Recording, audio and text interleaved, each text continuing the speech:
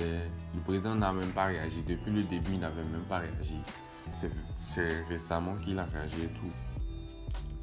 Depuis le 8 octobre, il y a un hashtag qui circule sur les réseaux sociaux. Mais qu'est-ce que c'est? On parle de hashtag #EndSARS, mais qu'est-ce que c'est réellement? Aujourd'hui, je vous fais cette vidéo pour vous expliquer en long et en large, en détail, tout ce qui se passe au Nigeria. Cette vidéo est en français parce qu'il y a plein de vidéos explicatives qui sont en anglais, mais moi je me propose de vous faire cette vidéo en français. Restez jusqu'à la fin de cette vidéo parce que j'ai aussi un message à faire passer pour ceux qui se permettent de publier certaines vidéos sur leur statut, etc. Donc, hello la MIFA, bienvenue à vous tous. Si c'est la première fois que tu captes ma chaîne, n'hésite pas à t'abonner et à activer la petite cloche de notification pour recevoir les notifications de toutes mes nouvelles vidéos.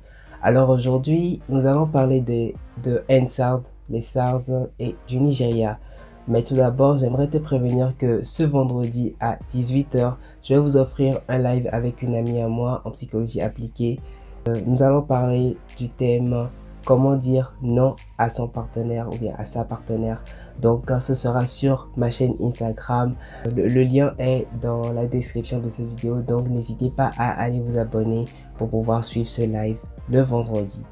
Avant d'aller dans les détails de cette vidéo, j'aimerais m'adresser principalement à ceux qui font des statuts et postent des vidéos où des gens sont en train d'être agressés. Lorsque vous publiez cette vidéo, il y a d'autres personnes qui le regardent et ces personnes parfois sont sensibles. Et lorsqu'elles voient ce type de vidéo, elles peuvent faire des crises, etc. Donc s'il vous plaît, avant de publier cette vidéo, vous pouvez peut-être mettre un statut où vous écrivez que vous allez poster certaines choses qui sont sensibles. Et donc ceux qui ne pourront pas supporter, qu'ils peuvent aller voir d'autres statuts.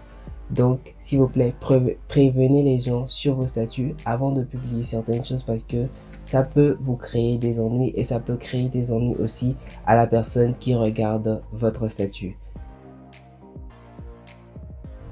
Créé en 1992, le SARS veut dire The Special Anti-Robbery Squad, qui signifie en français la brigade spéciale anti-vol. Maintenant, nous allons continuer en discutant avec un Nigérian que j'ai rencontré. Suivez donc la discussion. Les SARS, en fait, c'est une unité spéciale de police qui a été formée, si je ne me trompe pas, dans les années 90 et pour protéger la population contre les vols, les braquages armés, tout ça. Parce qu'au vu de ces 200 millions d'habitants, le Nigeria a un fort taux de délinquance. Les SARS ont été mis en place pour protéger les populations. Mais D'accord, je vois. Maintenant, comment se fait-il que la population réclame le départ de ces forces de l'ordre? on a tous remarqué que les SARS, là, ils raquettent les gens. Ils brutalisent les gens. Déjà, ils raquettent pas, ils brutalisent. Pas seulement, ils brutalisent aussi. Et ils ont été plusieurs fois accusés de viol et tout ça. Il y a des étudiants qui ont été violés, des histoires comme ça et tout. On a accusé les SARS pour ça.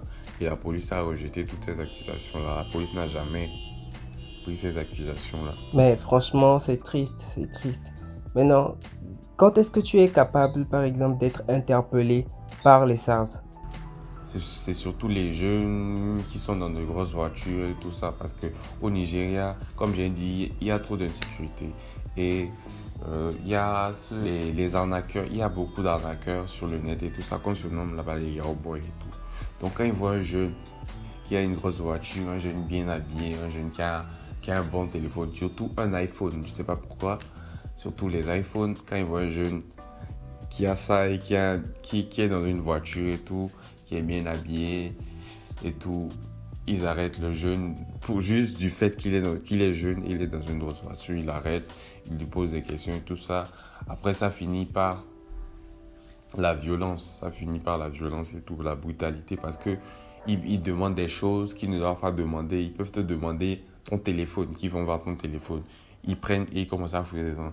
En aucun cas, un policier n'a le droit de te demander, juste pour un contrôle de routine, un soi-disant contrôle de routine, ton téléphone. Pour faire quoi? Ils ne sont pas censés te demander ça. Donc, déjà, on te demande ton téléphone. Tu dis non, tu ne peux pas donner ton téléphone, c'est pas normal. C'est quelle loi qui autorise la police, juste pour un contrôle de routine, à prendre les téléphones des gens, à fouiller dedans et tout ça. Et après, ça finit et les policiers commencent à être violents. Ils font sortir les gens de leur voiture et tout. Après, ils les amènent au poste de police et tout ça. Bref, parfois, ils tirent sur les gens. Juste pour des contrôles de routine, on peut te tirer dessus comme ça. Donc, si j'ai bien compris, les téléphones ou bien les habillements de luxe, le rasta, tout ça, c'est que c'est carrément comme interdit, quoi. C'est interdit par les SARS. Ok, d'accord. Maintenant, est-ce que vous-même, vous avez été interpellé ou bien est-ce que vous connaissez quelqu'un qui a déjà été victime des SARS? Bon, voilà, généralement, je connais énormément de gens qui sont faits et interpellés et ils rackettés, je peux dire. Ils ont payé plusieurs fois au SARS sans motif, je peux dire, concret.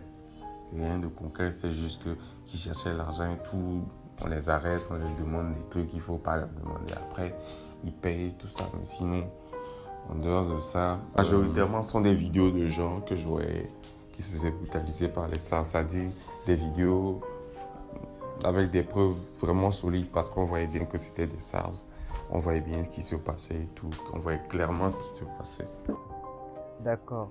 Maintenant, pour les manifestations qui ont débuté depuis le 8 novembre, il y a quelques semaines déjà, il y a eu même des chanteurs comme Davido ou Wizkid qui ont participé aux manifestations pour que la cause soit vraiment bien défendue. Comment est-ce que ça a commencé vraiment? Comment est-ce que ça a débuté? Le mouvement EndSARS a débuté juste après une vidéo où, juste comme je l'ai dit, pour un soi-disant contrôle de routine, ils ont tiré sur un jeune, comme ça, juste pour un contrôle de routine. Parce que le jeune avait refusé de coopérer et tout, et ils ont tiré dessus. Un jeune qui n'est même pas armé. C'est-à-dire, aucune arme, même pas d'arme blanche et tout ça sur lui. Ils ont tiré sur lui. C'est après cette vidéo-là qui a circulé sur les réseaux que les gens ont décidé de se lever. Parce que ce n'était pas la première fois que ça arrive. C'est arrivé plusieurs fois. Le crime passe sous silence comme ça. Donc, c'est par rapport à ça que les gens se sont levés et ils ont dit non. Vraiment. Mais non, suite à cela, j'ai appris qu'après ces manifestations, le président a demandé à ce que l'unité, c'est-à-dire le SARS, soit dissoute le 11 octobre 2020. Et aussi que l'inspecteur général de la police a demandé à ce que le SWAT, le Special Weapons and Tactics, remplace le SARS. Mais force est de constater que la population n'est toujours pas satisfaite de cela parce qu'elle se dit que le gouvernement ne va pas réellement mettre en application ce qu'elle a décidé. Ce qui a fait qu'un nouveau hashtag a été sorti encore, le hashtag EndSWAT. Et bon, maintenant, qu'est-ce que vous savez à propos de l'action du gouvernement par rapport à cette situation? Bon, prenons d'abord que au début, c'était juste... Bon, c'est pas juste, c'est déjà quelque chose de grand, une grande manifestation contre la brutalité policière. Et en principe, le but, ce n'est pas de faire forcément fermer les SARS, mais c'est que les autorités font des réformes au sein de la police, des réformes sur le fonctionnement de la police et tout ça, pour pouvoir prévenir ce type de bavure policière, pour limiter ce type de comportement. Donc, c'est ça en fait le but. Maintenant, les autorités, bon, les SARS, soit, il n'y a pas le nom, c'est seulement le nom qui change parce que de toute façon, le problème est interne. Le problème, c'est de faire des réformes, c'est de revoir le salaire, de bien former les militaires, les policiers, pour qu'ils ne tirent pas, ne soient pas là à tirer en l'air parce qu'ils sont là, des fois ils sont mal formés, ils commencent à tirer en l'air, ils font des conneries, tout ça. Le but c'était de revoir les salaires, de bien former. Moi je peux dire qu'ils ont juste changé le nom, c'est à quitter de SARS à SWAT, et c'est tout. Et après ça, on a eu un discours du président et tout, qui disait, le président n'a même pas réagi, depuis le début il n'avait même pas réagi. C'est récemment qu'il a réagi et tout. Et déjà, il n'a même pas parlé de l'attaque sanglante qu'il y a eu à Lagos là. Parce qu'à Lagos, les policiers ont tiré sur les manifestants. les policiers ont tiré sur les manifestants et tout. À un moment, ils ont décidé d'enlever les caméras au niveau des manifestants. Ils ont retiré toutes les caméras de surveillance des journalistes dans la zone qu'ils ont fait dégager. Donc les gens savaient qu'il y avait quelque chose qui devait se passer, mais on ne savait pas quoi. Après qu'ils ont tiré. Après, il y a des vidéos qui ont circulé où on a montré qu'ils ont tiré sur des manifestants et tout. Je pense qu'il y a eu plus de 12 morts en tout cas. Et tout ça là, les gens accusent le gouvernement. Bon, moi je peux pas vraiment dire c'est le gouvernement, c'est pas je peux pas trancher dessus parce que j'ai pas de preuves solides pour dire c'est qui ou c'est pas qui. Bien évidemment, c'est clair, c'est clair. Maintenant, comment est-ce que la situation est actuellement? La situation actuellement est toujours envenimée parce que la protestation contre la brutalité policière a pris une tournure politique. Et les gens, ils veulent que le président y parte. Les bandits, tout ça, ils ont profité maintenant.